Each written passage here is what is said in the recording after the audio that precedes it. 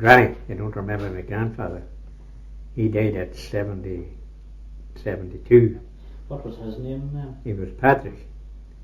And I remember my grandmother, she lived till 86, and I was 8 years old when she died. I remember her wake and all about that part of it. And then there was space after that, I suppose, and not much to tell about it. But I don't know, my father must have died around 109, and my mother died in 1931, and she was only 56 years old at the time. And my father had a sister at 17, died in 1930, and my father had to get his right leg off, the knee, and between that and my mother died in 31. So that's that part of history.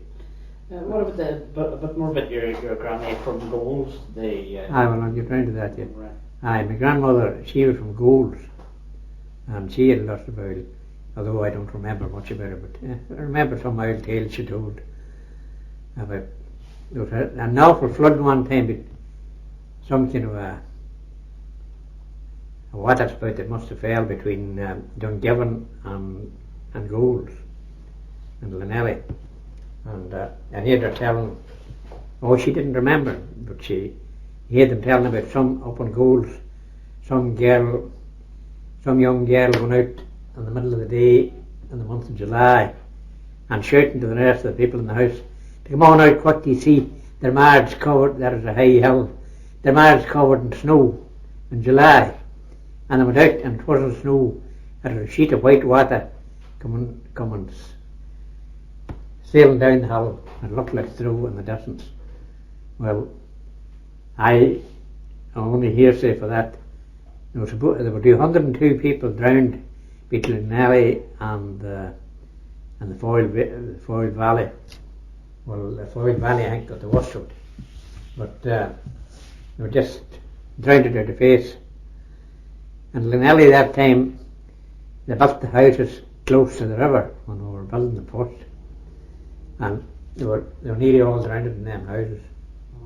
Well, then in future they moved out a bit further and up on higher ground to build them after that, and you'll see at the present day they're all a bit up from the level ground. Well, what is this now? I want to say. She had a bit of Irish, hadn't she? She was an Irish speaker, but I don't remember anything like about that, but I wasn't understanding it. She was an Irish speaker, and I suppose most of the people in her day were Irish speakers. That's going back a long time. But she was an Irish speaker, and she wasn't reputed for it around here, but there was no one taken in it at the time. Did she ever speak Irish to anybody else? Or? Well, she used to speak a little to my father. My mother didn't have much Irish. She used to speak a little to my father, just maybe a syllable or two. But it wasn't just used much in the house, that and all.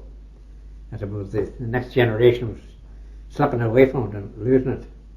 And my father wouldn't have much, if any at all. And there was wasn't much point in all practicing it when there was nobody to listen to it.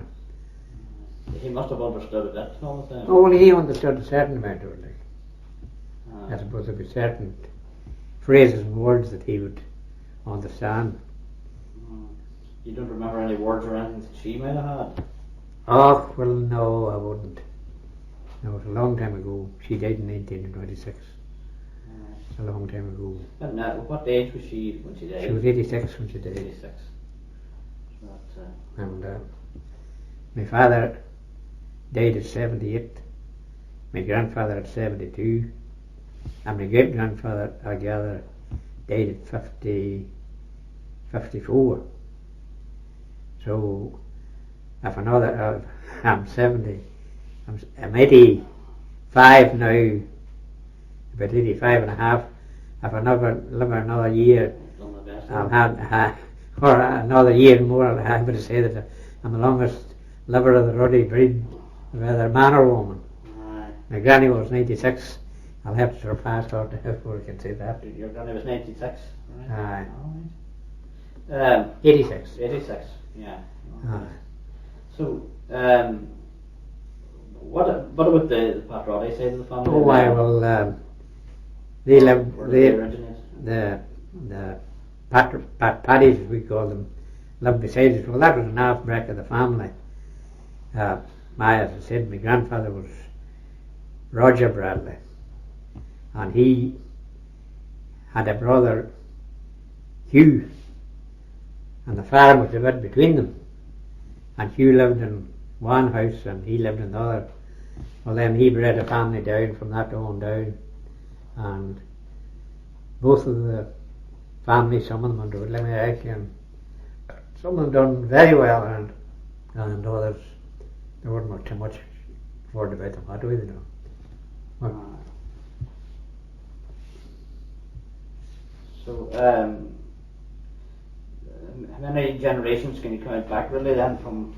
well, I can count back from just count like I don't remember. I can count back to my great grandfather Roddy Bradley.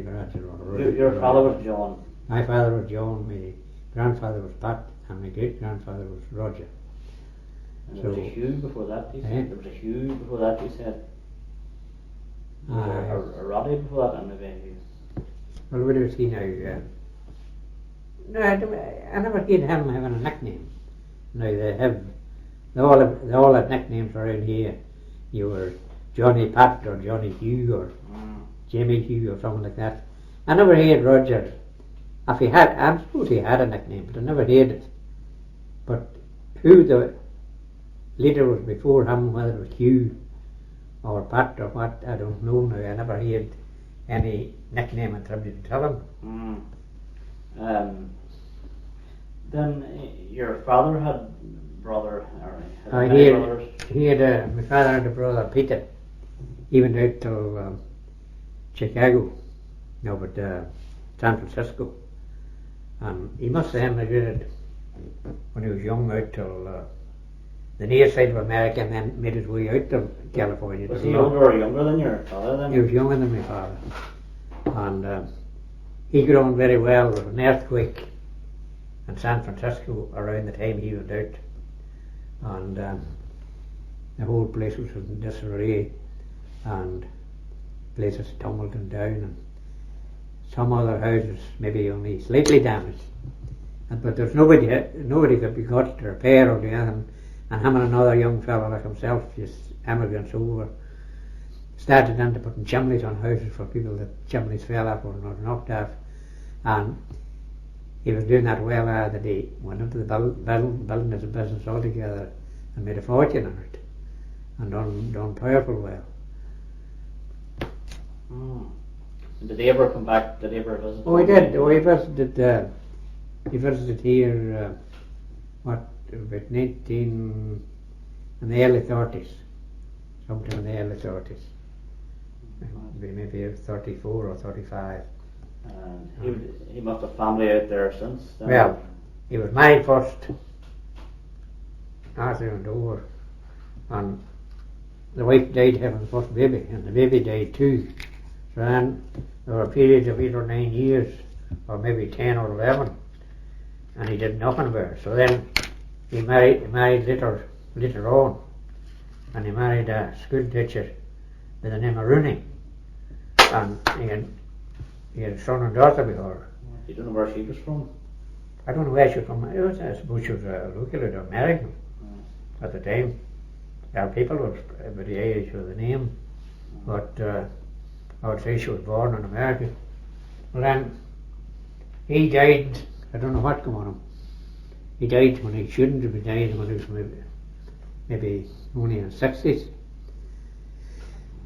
So the family lived on there and retained the property and kept going, and they're there since. And one of her and the son and daughter come over went to Leyland for a trip after Peter died, and she come back. No, she didn't come back, but the daughter come back there last year on a trip, but she's a woman now, but late 60s. And the son, he didn't come back at all. I think he was a big shakes, like he didn't work out that well somehow.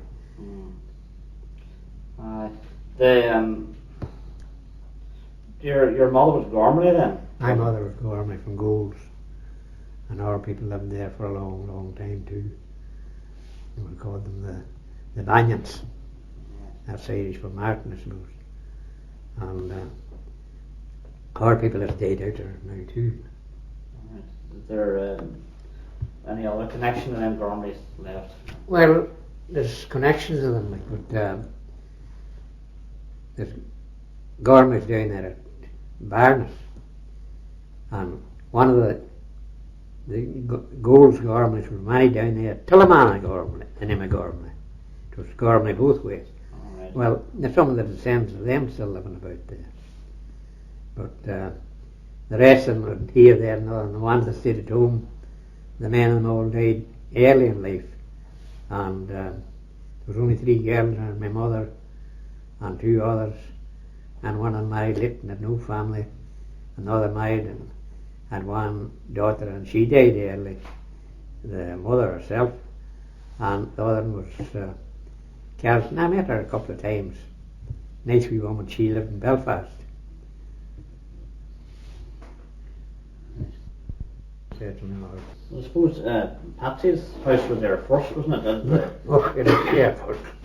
The older house. Mm-hmm. When would it have been built, do you know at all? Oh, God knows, I wouldn't know. I know the old house that we left there, if that's still on, must have been put up in the early 50s. 1850s.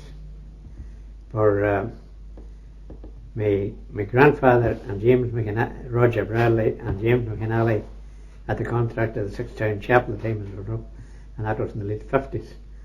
And some of the men that worked at the chapel, the tradesmen, stopped in our house. So it was up something before that, but I'd say not so long maybe. Maybe it went up at the 40s or so. But it's up long enough anyway. The Patsy's would have been up before that. Oh, well then the other house, that was an old thatched house, that was up. That was the first house. Could be up maybe 100 years before the next one went up. The way the times went then. You'd remember people living in that house now? Eh? You'd remember people living? Aye. Patsy was the last man who was in it there, and he left it about 1950 or 51. Would you remember his father then? I remember his father well, his mother too.